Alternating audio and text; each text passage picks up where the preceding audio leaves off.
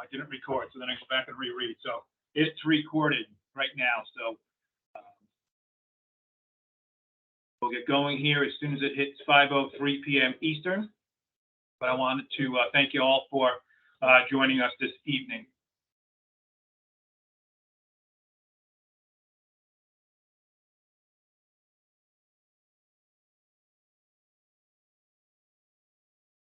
All right, so I just hit 5:03 p.m.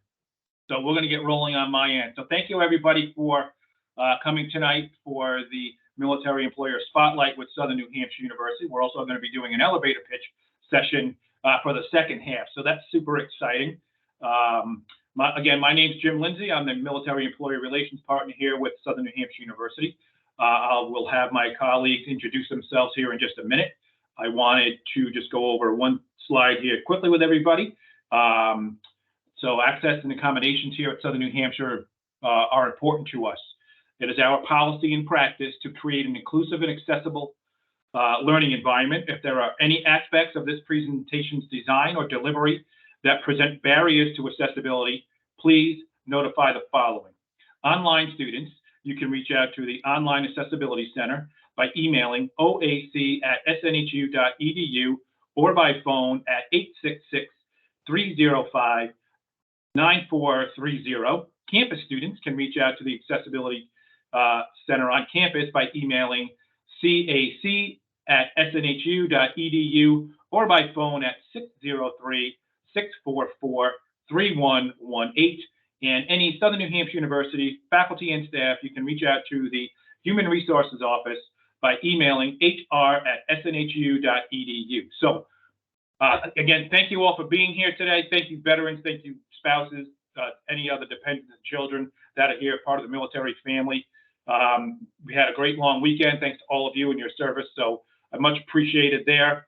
And so tonight we're here with our friends from Southern New Hampshire University. There's a few of them here on the call, but this woman right here on the screen, which I'll let her introduce herself in just a minute, is going to be talking about the different opportunities here at Southern New Hampshire University. But what I also like to do during these sessions is have my colleagues that are part of the military career team do a quick introductions of themselves. So I don't, again, I'm still a little baffled. I don't have a list of who's presently here on the screen. So I did see a few folks here. I think Chopper, I think you're here.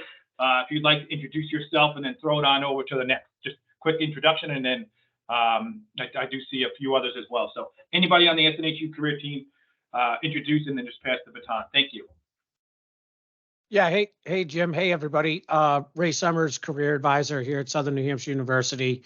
Super excited to be here tonight. Thank you for taking the time to be with us. Retired from military service in 2014, post-military service, built a military technology austere power company, private public sold it, started a 501c3 nonprofit, nationally recognized lacrosse organization, then decided to teach Spanish at a prep school for a couple of years and have been career advising here for 2 years. So broad background in regards to career and new to the career advising. And thank you very much. On to, I think, Dave, are you ready to go? I'm ready to go, Ray. Thank you.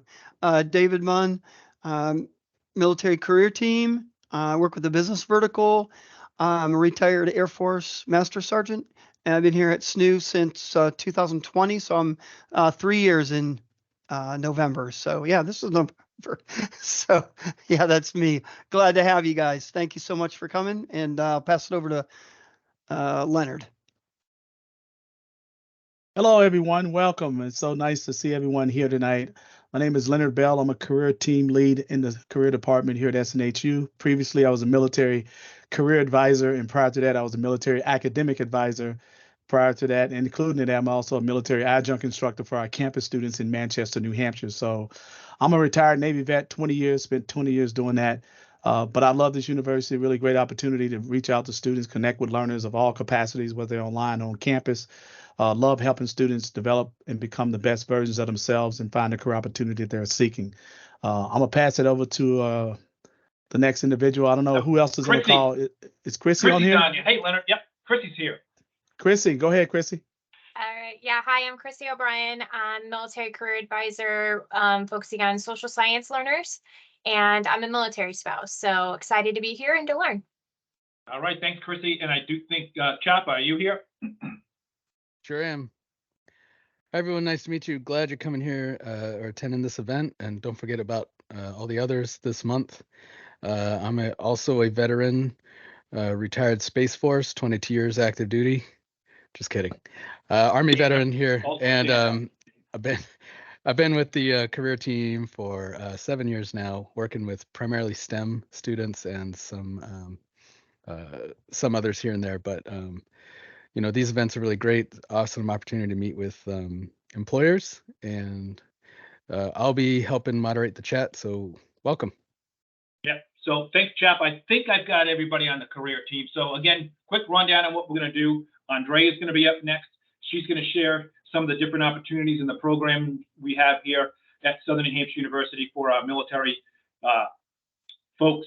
And then we're going to open it up to questions and answers for your folks. So this event is for you, the students. So I strongly encourage you to open up that conversation, have that dialogue with Andrea as far as different things that are here. Again, this is for you. So I'll ask that if you use the raise your hand tool, and then we'll call on you there. Again, Chapa mentioned he'll be in the chat room over there along with Dave. I think Dave's going to be maybe hanging around in there a little bit, but feel free to put your questions in there. But I would encourage you, if you are comfortable, to come off of mute and put your cameras on, and then ask those questions directly to Andrea. Once we're done with that part of tonight's event, we are going to break out into breakout rooms, and hopefully my computer won't crash during that. But I'm also going to play a quick little video. We've got a 3.5-minute video here that I did share out through Handshake, but that's essentially how to put together your elevator pitch. Your elevator pitch is something, whether you're selling a product, in our instances here, when you're looking for a job, you're selling yourself. So we're going to do that in the second half. I think I've touched on everything. And if I've missed it, that's because I got myself all messed up in the beginning. So at this point, Andrea, I'm going to pass it on over to you. I will stop sharing here and then allow you to do on your end. So we stop sharing. Well, thank you, Jim, for having us. I am Andrea Rathbun. As I put in the chat, I'm a senior talent attraction partner here with SNHU, and I am going to get into the presentation. We do have a quick PowerPoint. So I know any veterans and military spouses in the room, PowerPoint, it's death by PowerPoint. We've all seen them. We mostly hate them. And so we will get through this quickly and then open it up to all of your wonderful questions. But here we are here tonight to talk about discovering careers at SNHU. We will go through some brief introductions. We will talk about our team, about SNHU's culture, about some of the wonderful programs we have for our military affiliated employees, all the wonderful places we hire from, and then also some of the opportunities we hire. So as I mentioned, I am Andrea Rathbun. I am a disabled veteran. I'm also an active duty military spouse. My husband is getting ready to retire from the Army. I am a SNHU alum, so I have both my bachelor's and my master's through SNHU, and I've been here for 8 years. For the military spouses out there, I can tell you that when I started with SNHU, I started in a part-time role, and then SNHU has carried me through 2 deployments and 5 moves throughout this wonderful country, and I've been able to move from part-time to full-time, and then through 3 different departments in SNHU as I grew my career. So I really do feel like I found a home here, which has been awesome. I also am a member of the leadership team for our military-minded employee resource group, and so that's something that I love to do. And I'm joined by 2 of my colleagues here. I know that you've seen them in the chat, and they will also be helping as we move into the elevator pitch sessions. But so Kelly Timmer and Diego Hebra are both here, so they will be joining us later. Do you guys want to come off mute and say hi real quick? We'll start with Kelly. Kelly, if you just want to wave and say a little bit about yourself. Oh, you're still on mute. Oh, sorry, clicked it and it didn't work. Hi, I'm Kelly Timmer, and I'm a talent attraction partner here at SNHU. I primarily recruit for adjunct professors on campus, but sometimes I dabble in full-time professors as well and supporting full-time administrative staff roles on campus. I am a military spouse. I've been a military spouse for 10 years, and I live in San Antonio, Texas. I've been working here at SNHU for about a year and a half, and just like Andrea, I started in a part-time capacity and moved to full-time, and I love it here. Hello, everybody. Thank you so much for joining this evening. My name is Diego Hebra. I've been with SNHU for a little over 3 years now, 1 year in academic advising as a military academic advisor, and then 2 years over here in TA. Prior to that, I was an SNHU graduate, so I like to call myself an SNHU lifer, which means I'm not going anywhere. But yes, I mainly support these student experience roles, mainly academic advising, a little student finance, and some admissions. So if anybody is interested in continued conversations surrounding those opportunities, we're going to have more posts coming up in a few weeks. Feel free to email me directly. I added my email in the chat. So thank you so much again. Diego's also the best dressed man in the room tonight, so thank you, Diego. Awesome. So to go into a little bit about SNHU culture, and I think some of this you will feel as a student here, or at least I hope you feel this as a student here. Our team really does exude passion. We want to bring education to everybody who wants education, and that's our main goal. And while not all of our positions will be student focused, all of our roles lead up to that. Everything that we do is for our students, and then also to support our employees as they grow their own careers and grow in into the roles that they want. So we do try to exude passion, embrace diversity, and this is something that's really close to my heart. I know the military community, we're a very diverse community. We come from all over the country, sometimes all over the world, and we do bring our own certain culture and our own passion to these roles. So that really aligns with what I think of as the military. And there's some things that we do to show up for our military employees that are really special to me. As I mentioned, I do help run the Military Minded ERG. So this is a group that was founded about 2 years ago and has grown from a community to a formal ERG.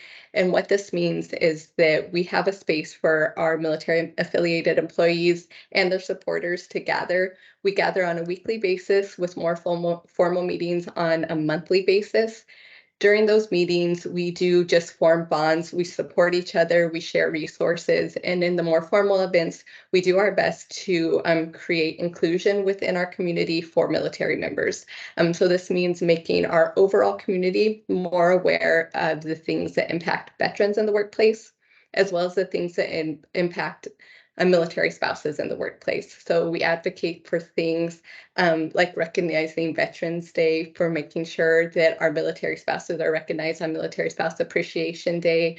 And then we also are partnered with MSCP, which is the Military Spouse Employer Partnership through the DoD, which any military spouse out there, if you're not aware of MSCP, I do encourage you to reach out and make connections with them. They provide a lot of resources like career development. They'll help you with your resume. They'll help you with things like exploring different employers who are also looking for military spouses. So we would love for you to work for us, but we want you to work no matter what. So MSCP is a great resource for that. Through this partnership with MSCP, we also brought on 2 military spouse fellows in the last year. And those individuals started with us through a fellowship program that is sponsored through the DoD. And then we're able to move into part-time and full-time roles and become employees with SNHU as well. So those are some of the great programs we take part in. And from there, we want to talk a little bit about where we hire. So this map is slightly dated, which is exciting because since this was created, we have actually added 5 new states. So we've added New Mexico, which is my home state. So I'm very excited that we will be bringing in more people from New Mexico. We also added Oklahoma, Iowa, Wisconsin, and Maryland. So if you are located in any of the states that you see, or the 5 states that I just listed, you are eligible for all full-time and part-time roles with SNHU. Not all. So there's some roles that are specific to Manchester and you still need to be located in that area. But the majority, you would be eligible for those full and part-time staff roles. And you'll see that listed on the job descriptions. And so if you are currently located there, or if you do move there during the military move, your employment will follow you. And so that's a great thing for our military spouses.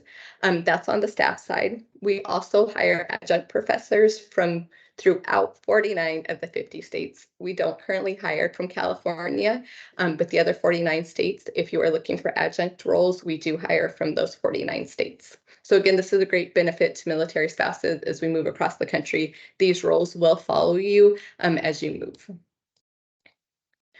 We offer opportunities in 3 main areas, student services, which Diego spoke about a little bit, and they tend to fall into 3 areas: admissions, academic advising, and financial services. Each area is going to have a different requirement, and there's going to be different things to consider for each of those, like scheduling impacts, but those roles are very student focused. On a daily basis, you're going to be interacting with SNHU students at different points in their educational journey.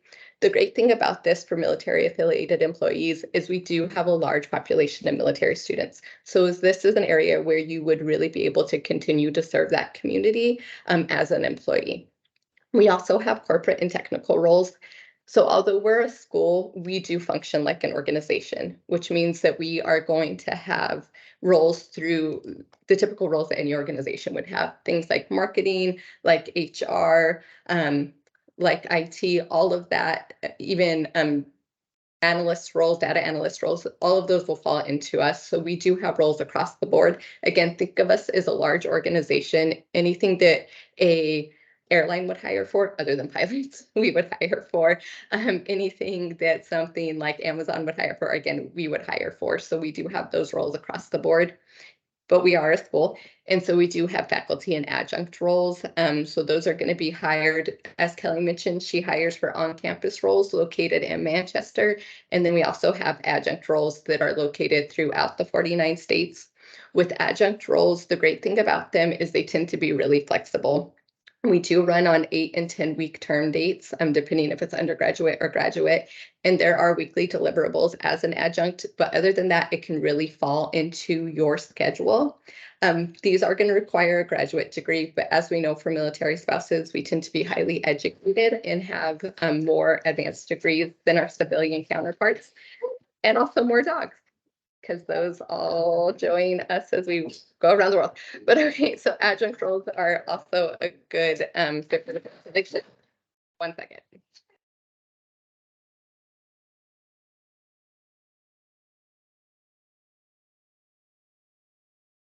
I also have an 11-year-old home with the flu that just let my dogs in. So I apologize for all of this. We're just gonna roll with this tonight and it's gonna be okay. So those are our adjunct roles. Some available opportunities we have at this time in the corporate field.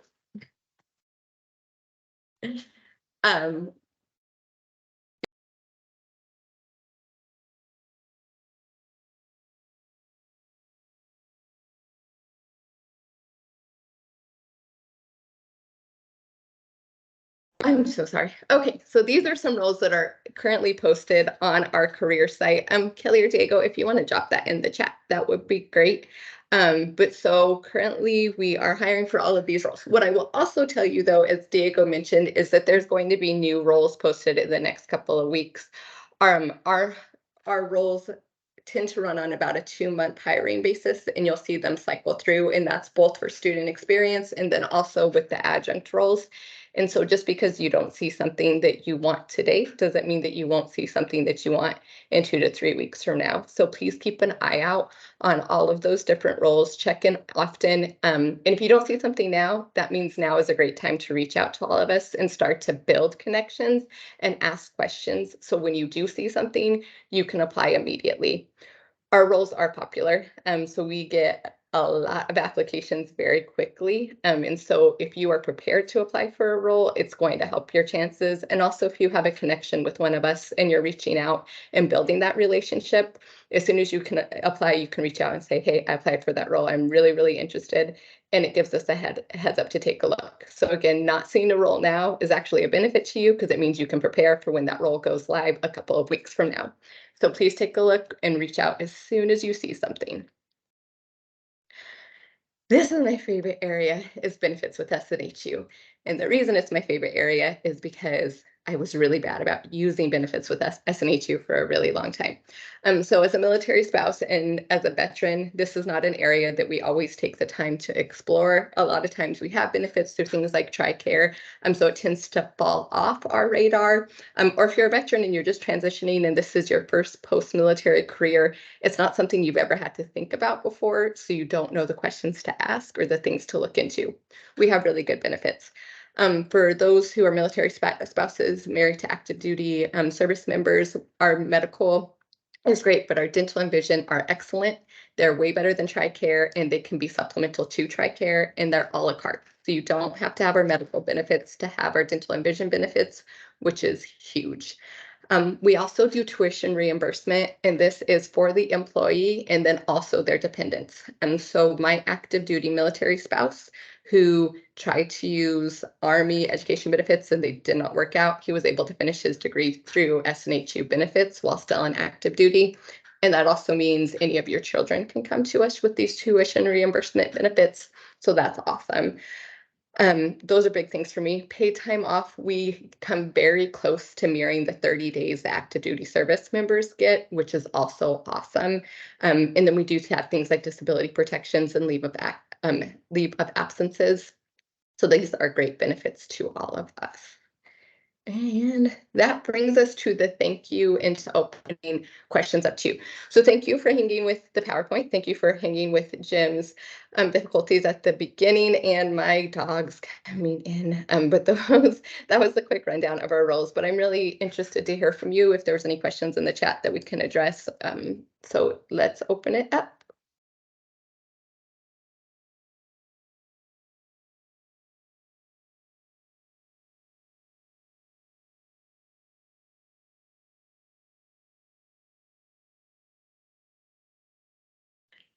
Jim, you have a question, but you're on mute. I'm just rambling over here, thanking you for that great presentation. And this is everybody's opportunity now to engage with Andrea as far as those particular questions you may have. I know you probably have many of them, so don't be shy. Feel free to use the raise your hand tool there. We'll get an opportunity that way to call on each one of you in order. And again, I encourage you to take that time, if you're comfortable, to turn your cameras off and come off mute and ask the questions yourself. So go right ahead.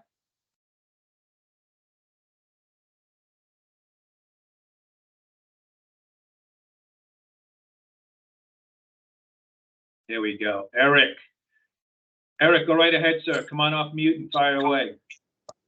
All right. Hello, Eric Renin. Thank you very much for taking the time, everyone, for giving us the rundown on the different opportunities and the overall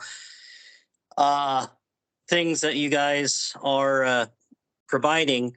One question I have is currently I'm transitioning from a corporate environment, and I'm looking to kind of have a little bit more of that flexibility that you're mentioning.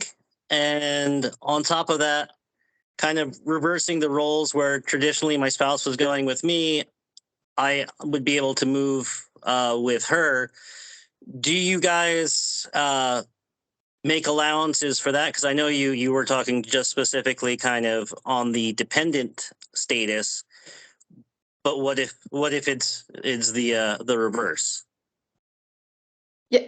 So again, with any of those states that we mentioned, and I think Diego put the approved states in the chat box as well. So if you're currently residing in any of those states, you can absolutely be hired into those roles. And then if you move from one of those states to another state on that list, again, it's a transfer of states that you do have to get it approved through HR just so they know that you moved. But it's a pretty straightforward process. If you are an employee that moves to a state that's not on the list, there is an approval process. So it does go through our HR team. it's not a guarantee that the role would be able to follow you. And that's whether you're civilian, if you have connection to the military or not. So if you're doing a civilian move or if you're doing a military move, the process is the same. So you would have to submit and go through your manager, going through HR, and there's a possibility of that being approved for you to move to one of the states not listed. But there is an approval process. And again, that is whether it's a civilian move or a military move. But the same thing, if it's civilian or military within those states, then you submit the transfer and it follows you. That's awesome. I just wanted to make sure it ran both ways, so it could be non-military as well. But thank you very much. And I'm looking at staying in the blue zone. So thank you.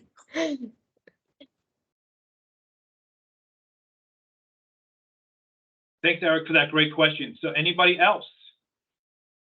I know there's questions out there. There we go. Brandon Green, go right ahead. Come on off mute, fire away. Hey, how are you? Thanks again. I wanted to express my appreciation as well. I'm looking at adjunct faculty positions in the future. I'm due to graduate the springtime, roughly with my master's degree. And I noticed that there's some things that the hiring people are looking for as far as teaching experience, online teaching experience at the college level, and then whatever happens to be the area that you land in. How strict is that for the hiring process? Is that kind of a deal breaker if we don't have online teaching experience at the college level, or how does that go? Well, first, congratulations on earning your degree. That's awesome. And so it's going to be very dependent on the discipline. For instance, I hire for graphic design. And when I'm hiring for graphic designers, the dean is really looking for somebody with a lot of industry experience. So if we have somebody come to us who has 5 years of industry experience, then the teaching experience isn't weighed as heavily as that industry experience. Usually it is pretty clear on the job description. The ones that we currently have things up are for like general education. And for those types of roles, there tends to be that necessity for teaching because those are the introduction to college for most of these students. And so our deans do really want somebody who has that online teaching experience, but it will be very specific on which discipline you end up teaching in. It should be pretty clear on the job description, but you can always reach out. The other thing that I would encourage you to do is to also think beyond just college level teaching experience and think of any training experience you've had, whether that's military training experience or corporate training experience. Anytime you've taught somebody else in a professional setting how to do something, think of that as instructing experience. Work with the career team to get it on your resume and reflect that on your resume and start to have those conversations. Perfect. Thank you. Great question, Brandon. Thanks. Anybody else?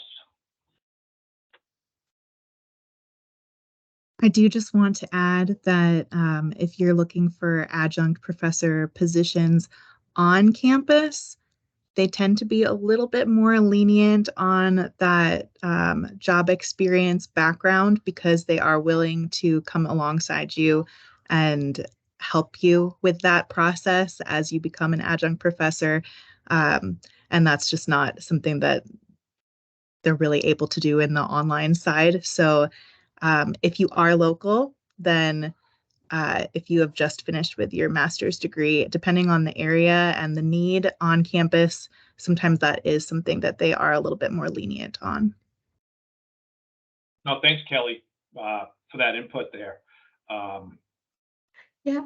And also, if you're looking between now and next spring, you said in graduation, I would encourage you to start exploring other areas between now and then, like online tutoring. And this is things that if you connect with the career team, they're going to tell you all of these wonderful things. I know because I used to be a career advisor, so I'm not lying to you, but start looking into like online tutoring, start looking into community colleges in your area, even if you can start volunteering.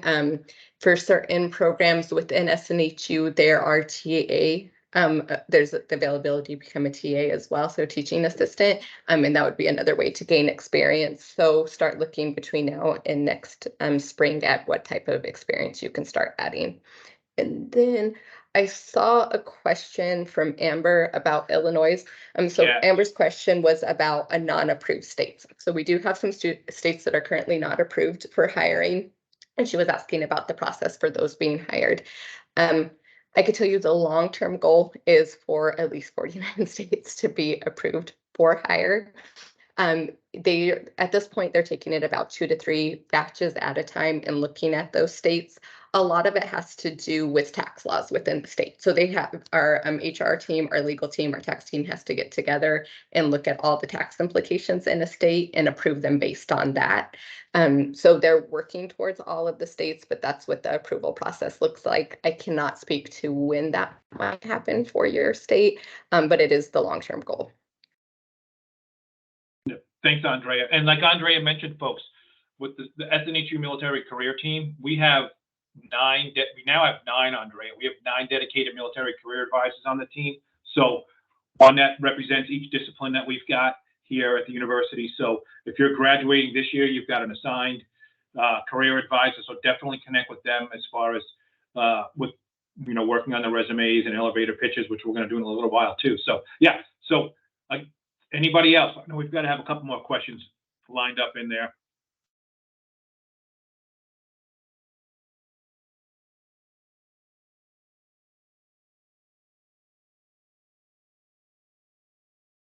Andrea, if you could talk a little bit more extensively about what the tuition benefit is. Someone's asking about it. Just a little more details on what the tuition benefit would be to a full-time person, and then as well as their dependents. Awesome. Yes. So for full-time employees, your tuition benefits do kick in immediately. So you can take up to 2 courses at a time, and it is fully funded by SNHU. Nothing comes out of pocket. And then for your dependents, it's 1 course per term, and it's fully funded through SNHU. You submit the paperwork through Workday, and it's funded that way. You do still have to become a student. So I should back up to that. So you do have to go through the admission process, become a student with the SNHU, and that lies outside of your benefits as an employee. That's something you have to do as a student. Once you're accepted as a student, you can enroll in classes and use those benefits immediately for you and your dependents or spouse. There is tax implications. So it's based on how much each course is paid. So I believe for undergraduate, it is 4 courses that you can take before they become taxable income. And then for graduate, don't hold me to this because the numbers might vary slightly, but graduate, I believe it's 3 courses that you can take those 3 courses before it becomes taxable income. And those taxes are taken out of your check on a biweekly basis, just like you're paid for anything else. But the tuition is 100% covered through SNHU. It doesn't cover books. If you do have to get an online like book or something like that, it doesn't cover those. But other than that, it does. And no money ever comes out of your pocket. So you're not actually being reimbursed. That's probably not the right word for it, because it's just paid up front. So you're not getting the money back. It's just directly paid.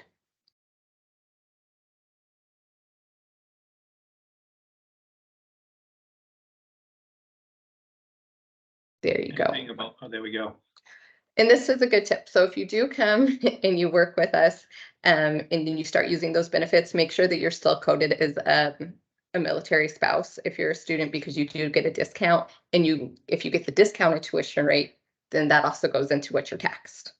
So that all adds up. You don't want to be taxed at the higher tuition rate.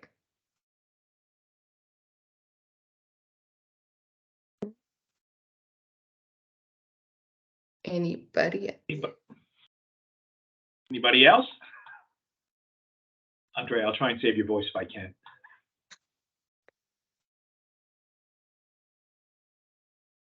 Okay, so I'll read this question aloud, folks. So what are the minimal educational requirements for interpersonal remote positions, such as academic or enrollment advising?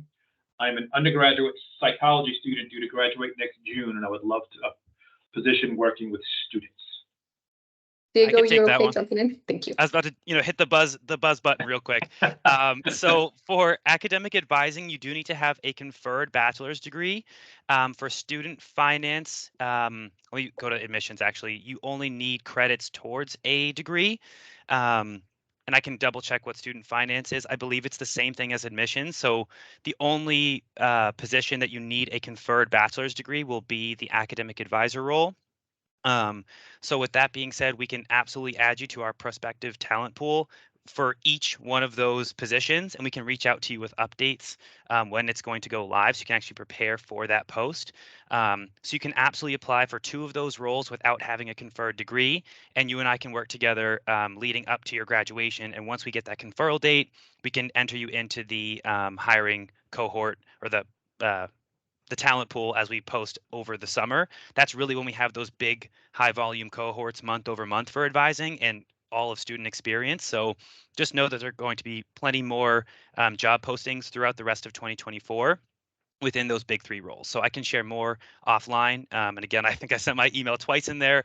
I'm, chomping at the bits to talk to you all more about our opportunities here. So please do not hesitate to email me directly after this meeting. And folks, I do think Diego dropped his email in the chat already. I don't know if Andrea and Kelly did yet, but yeah.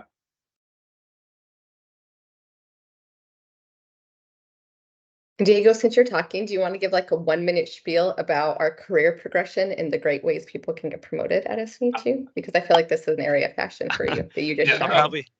I love that. Andrea, I was just going to ask the same thing. So can you talk more about some particular entry point roles that could be folks that might be of interest of folks? So yeah.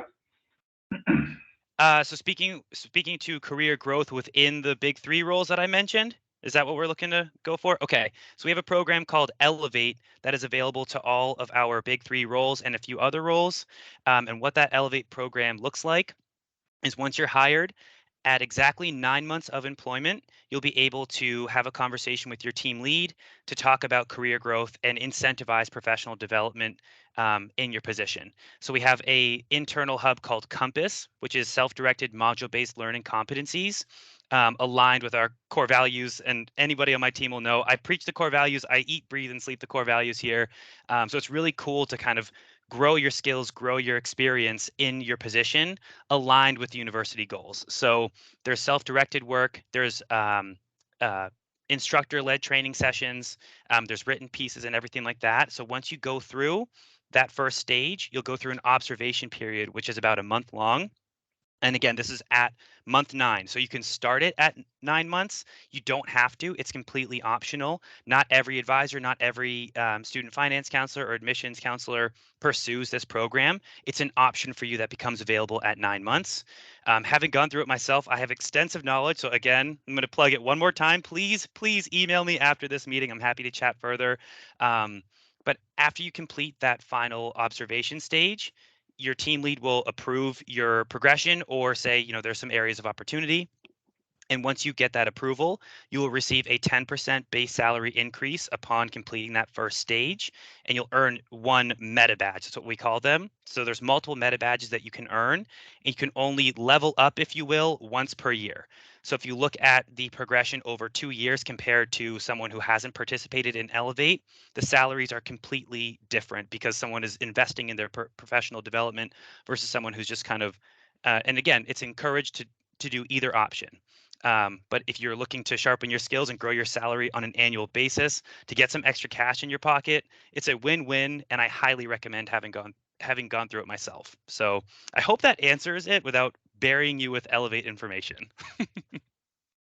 No, it does. And as Jim mentioned, those are great entry points. As Diego pointed out, there's ways to grow from those entry points with things like Elevate. And then also with our tuition benefits, you're able to do something like pursue a master's degree, which allows you to move up in your current role or think about the university as a whole and move into different roles within SNHU.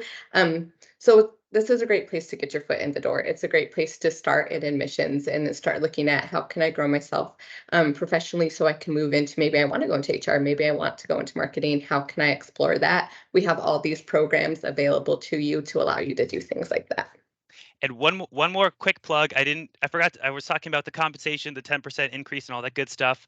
But the other piece that really is helpful as far as career growth is the fact that you are going to be promoted to the next tier in academic advising or whatever the case may be. So you're hired as an academic advisor level 1.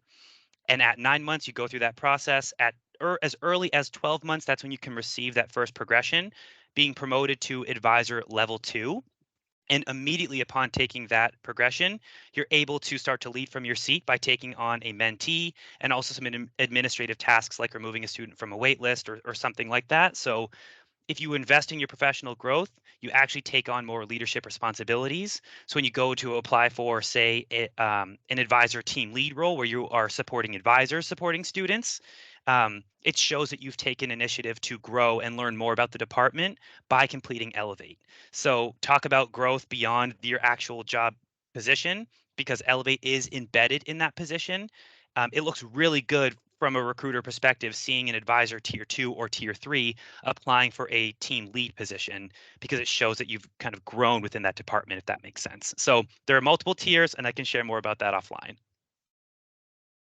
So I did see 2 questions in the chat, and then we'll probably wrap up and get ready for the breakout room so everyone has time to really work on the elevator pictures. So Karen, we do not currently offer relocation benefits, mostly because most of our roles aren't going to require relocation because we hire out of those states and that's where we hire from. So we don't currently offer relocation benefits. And the pay ranges for adjuncts are listed on our job descriptions. It's very transparent. For an 8-week undergraduate course, it's $2,200. For a 10-week graduate course, it's $2,400. That's our pay rates, again, listed on the job descriptions. At this time, we do not post pay grades paid for our other positions on our job descriptions. All right, thanks, Andrea. Diego and Kelly, thanks for that information there.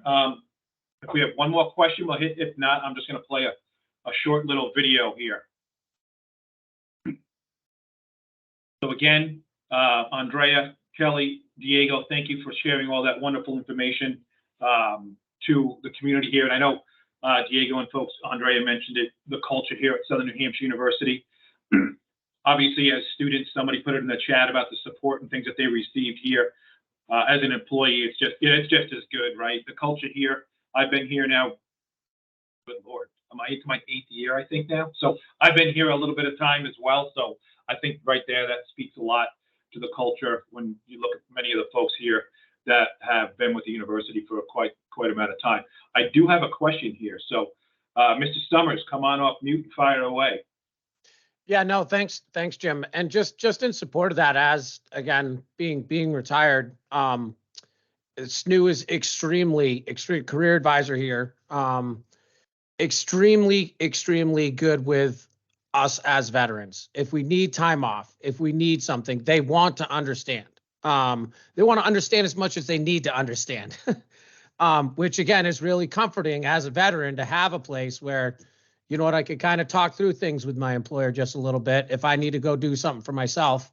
And they've been very understanding of it. So I wanted to share because, you know, again, it's pretty important as veterans. Thanks, Ray. Thanks for sharing that. So at this point, I'm going to play a little video. I'm going to share my screen again.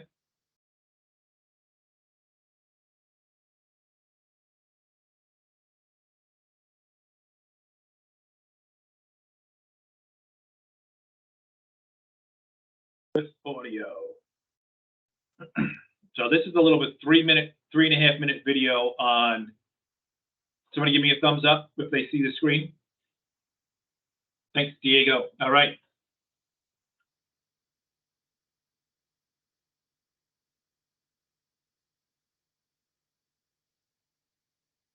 Maybe not.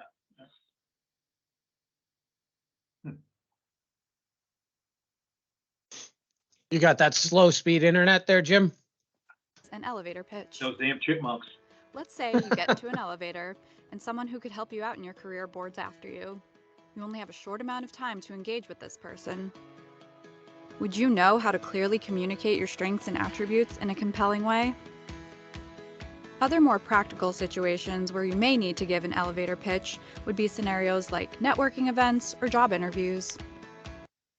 An elevator pitch typically consists of a few elements. It's usually 30 to 60 seconds in length and about 4 to 5 sentences long. Remember, you're making your first impression with your elevator pitch, so take some time to prepare what you're going to say. There are several elements you should look to include in your elevator pitch. Start with your name, and then go into things like your educational background, professional experiences, and important skills. Remember to be yourself, communicate how you can add value, and avoid things like hobbies, using cliche words, and sharing anything too personal. And last but not least, practice. There are also little nonverbal elements of an elevator pitch that can make a huge difference. Remember to dress professionally, give a strong handshake, maintain eye contact, but don't forget to blink, don't smoke beforehand, don't use too much jargon, maintain personal space, be pleasant and approachable, and try to relax. Some more tips for delivering a successful elevator pitch are: let it flow. You're having a conversation, so don't try to memorize too much. Try to naturally work the employer or organization into your pitch. And think about using your elevator pitch in emails or even as your professional summary on your resume or personal profile. Now that you're ready, let's take a look at an example elevator pitch. Hello, my name is Isabel McGilvery. I'm a sophomore at Southern New Hampshire University, pursuing a degree in marketing with a minor in professional sales. On campus, I'm involved in the American Marketing Association as well as the Professional Sales Association. On campus, I'm also known as an admissions student leader and just recently got hired to be a resident assistant for the school year 2019 through 2020. For me, I'm very passionate about helping people and providing them the tools they may need to meet their potential. In high school, I was awarded the Presidential Community Service Award with highest level for all 4 years. I hope to continue this passion through working for an international company in their sales department, as well as involving myself in the development of my surrounding community. A few of my skills I've adapted through the years are adaptability through traveling to different countries for school-related trips, critical thinking, which I've acquired through my coffee shop job by balancing several different things at once, as well as making sure I'm organized to ensure that I provide the best experience and service to customers, and finally, leadership skills, which I've acquired through years of leading successful group projects, as well as acting as an interim manager for the summer of 2018 at my local coffee shop job. Thank you so much for your time today, and if any positions open up in your sales department, I hope you think of me. Thank you.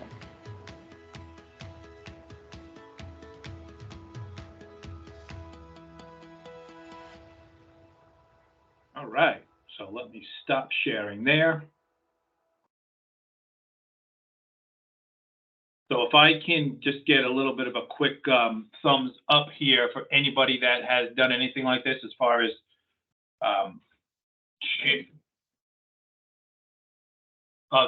sharing their elevator pitch with other folks. This is a great opportunity. To be a little nerve-wracking, right? When nobody's here to judge anybody. Again, this is something where if you're comfortable to do it, we're going to do that. We're going to go into breakout rooms here in a second. I'm going to try not to crash my system again. So I will do that. So we'll have somebody from the Southern New Hampshire University Talent Acquisition Team and one of our dedicated military career advisors in each breakout room. It looks like we will have time, and we have a good number of people here that are still around, where what we'll do is I'll split it up 3 rooms, and then midway through, once everybody's done, I will rotate out my colleagues here at SNHU and you, the students and alum. I'll keep you in the rooms so it's less people to move around. So I hope that makes sense. I'm gonna try and do this breakout room thing now. I'm gonna stop the recording somehow or other.